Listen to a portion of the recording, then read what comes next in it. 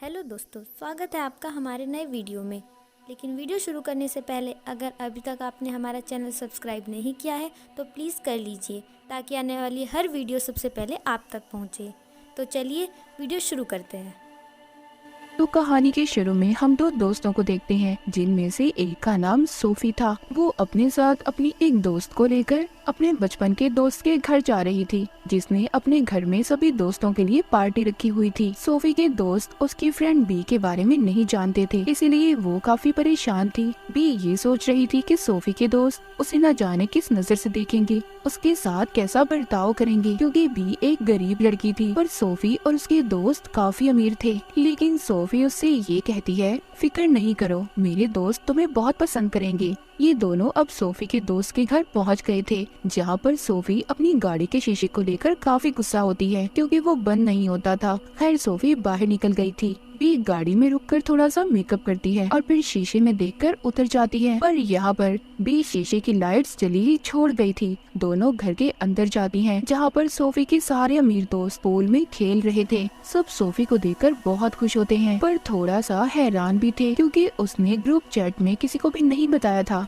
कि वो भी आने वाली है। सोफी को देखकर सब खुश तो थे, सिवाय एक दोस्त के अलावा जो सोफी की पुरानी दोस्त थी, पर अब ये सोफी से नफरत करती थी। यहाँ पर सबने सोफी को काफी महीनों के बाद देखा था, इसलिए ये लम्हे खूबसूरत बनाने के लिए सोफी का एक दोस्त चैंपियन की बोतल खोलता है, वो भी एक काफी बड़े चाकू से। सब यहाँ पर शराब पीते हैं। जब ये सोफी को देते हैं तो वो मना कर देती है और कहती है, नहीं मैं इसे नहीं पीऊंगी। और बी तो शराब पीती ही नहीं थी। इसके बाद अब वहाँ पर बारिश होने लगी थी। सब भागकर अंदर जाने लगते हैं। अंदर आकर इसका एक दोस्त सोफी के कमरे में आता है, जिसके घर पर ये आई थी। सोफी उससे पूछती है, तुम्हारी आंख काली कैसे हुई, क्या हुआ है तुम्हारी आंख पर? वो बताता है कि कुछ देर पहले मेरे एक दोस्त से झगड़ा हो गया था और वो यहाँ से नाराज होकर चला गया। वो दोनों अपनी काफी पुरानी बातों को याद कर रहे थे।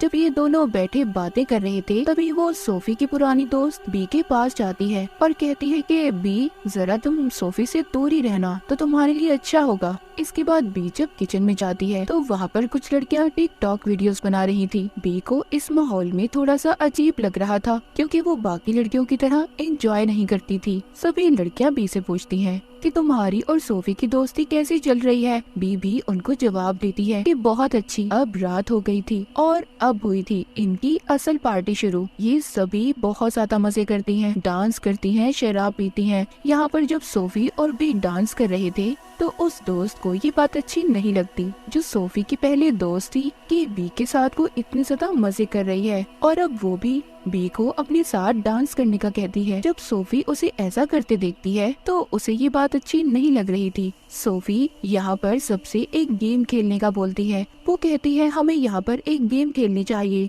जिसका नाम है बॉडीज बॉडीज। इस गेम के रूल्स असूल बहुत ज्यादा है। सबको एक पेपर मिलेगा जिसके पेपर पर एक्स लिखा हुआ होगा, वो हम में से कातिल होगा, और जो कातिल होगा उसे सबको ढूंढना होगा, फिर जिसके बाद वो उन्हें मार देगा, असल में नहीं बस गेम में ही। और जो प्लेयर मर जाएगा उसे लेट कर बस मरने का नाटक करना होगा। फिर जो लाश को ढूंढेगा उसे बॉडीज बॉडीज कहकर शोर मचाना होगा। बस यही गेम है। सब इस गेम को खेलने के लिए तैयार थे। सभी गेम शुरू करने से पहले शराब पीते हैं और एक दूसरे को थप्पड़ मारते हैं। काफी अजीब था ये सब। ये सभी लाइट्स को बंद कर देते हैं। गेम को शुरू कर दिया जाता है। सब अपने फोन की लाइट्स को जलाकर एक एक करके छुप गए थे। बी अपने मोबाइल फोन की लाइट जलाकर छुपने की जगह को ढूंढ ही रही थी। तभी उसे आवाज आती है, बॉडीज बॉडीज, कातिल ने किसी को मार दिया था। यानी कि इसका मतलब ये था कि एक प्लेयर ने किसी को ढूंढ लिया है। सब अब दोबारा से इकट्ठे होते हैं। इनका एक दोस्त मर गया था, मतलब वो मरने का नाटक कर रहा था। सब सोचते हैं कि हमारे दरमियान में कातिल कौन है। सभी एक दूसरे पर इल्जाम लगा रहे थे। कोई कहता है कि तुम कातिल हो तो कोई कह रहा था कि तुम। इनमें आपस में झगड़ा हो गया था, पर ये गेम वाला झगड़ा नहीं था। ये लड़ाई इनकी असल लड़ाई में बदल जाती है। आधे लोग तो गेम छोड़कर यहाँ से जा चुके थे, तो जो लोग बचते हैं जिनमें सोफी और बी भी शामिल थी, ये सोचती हैं गेम तो खत्म हो गई। दोबारा से ये शराब पीती हैं और एक दूसरे को पागलों की तरह थप्पड़ मारती हैं। लेकिन तभी अचानक से मौसम खराब हो गया था और बहुत तेज बारिश भी होने लगी थी। इस वजह से इनके घर की लाइट भी चली जाती है।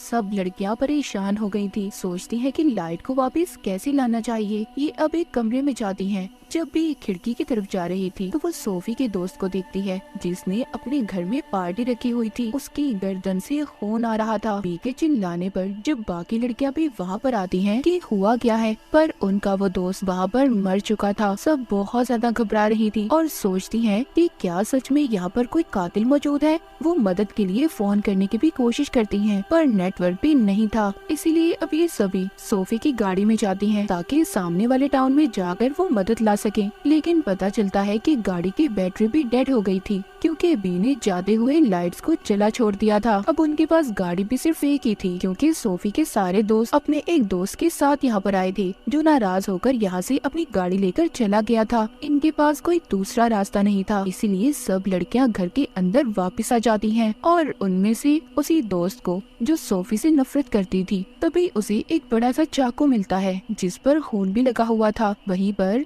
एक दोस्त इनसे कहती है क्या पता हमारा वो दोस्त वापस आ गया हो जो झगड़ा कर चला गया था और उसी ने आकर इसको मार दिया। पर जो दोस्त सोफी से नफरत करती थी वो ऐसा नहीं मानती कि ऐसा कुछ हुआ होगा। तभी ये अपने उस दोस्त के बारे में पूछती है जो सबसे पहले गेम छोड़कर चला गया था। वो कहती है उसने तो हमें कहा था कि वो सो रहा है और हम लोग कितना चिल्लाए वो फिर भी नहीं जागा। सब अब उस पर शक कर रही थी कि जरूर उसी ने मारा होगा, लेकिन उसकी जो दोस्त थी जो उसे अपने साथ यहाँ पर लाई थी कहती है वो ऐसा नहीं कर सकता, वो क्यों मारेगा किसी को। सब उसकी दोस्त से पूछती हैं तुम्हें कितना वक्त हुआ है उस लड़के को जानते हुए। वो कहती है अभी बस कुछ महीने पहले हम मिले थे। और अब उस लड़की को भी पता चलता है कि काफी कुछ है जो वो उसके बारे में नहीं जानती थी। वही लड़की अपने दोस्त का नाम लेने लगती है। तभी सोफी की दोस्त उसका मुंह बंद कर देती है क्योंकि सबको यकीन हो गया था कि वो ही असल कातिल है। वो चारों काफी परेशान हो गई थी। वो उस लड़के को ढूंढते हुए कमरे में आती हैं, पर वो वहाँ पर नहीं था। तभी उन्हें पता चलता है कि उनकी एक दोस्त भी गायब थी।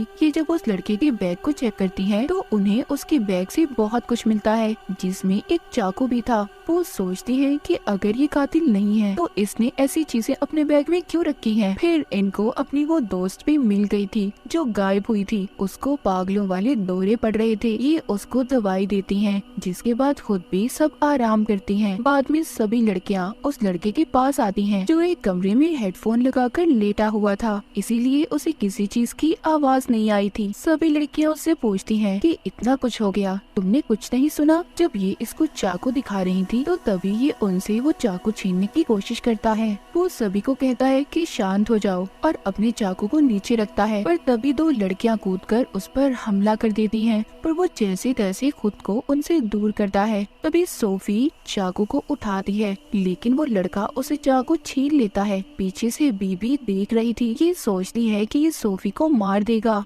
इसीलिए ये पीछे से आकर उसके सर पर वार करके उसे मार देती है। उसे देखकर सारी लड़कियों ने अपने होश खो दिए थे और जिसका वो लड़का दोस्त था वो तो काफी दुखी थी। बी को भी अपने ऊपर यकीन नहीं आ रहा था कि उसने किसी का खून कर दिया है। वो परेशानी में अपने कपड़ों पर ही उल्टी कर देती है। बाहर आकर फिर से सोफी की अपने दोस्त के साथ लड़ाई हो गई थी। वो आपस में अपने उस दोस्त को लेकर झगड़ा कर रही थी जो सबसे पहले मरा था, जिसका ये घर था। सोफी कहती है कि तुम उसे प्यार नहीं करती थी, वो तो बस अमीर था इसीलिए तुम उसके साथ रह रही थी। उधर ही वो लड़की सोफी की बातें सुनकर कहती है कि अच्छा उसने तो मुझे ये भी कहा था कि शुक्र है उसकी जिंदगी से सोफी चली गई। सोफी का पागलपन भी उसे अब झेलना नहीं पड़ेगा। सब बातें सुनकर सोफी को काफी दुख होता है कि उसका इतना अच्छा दोस्त उसके बारे में ये सब सोच रहा था।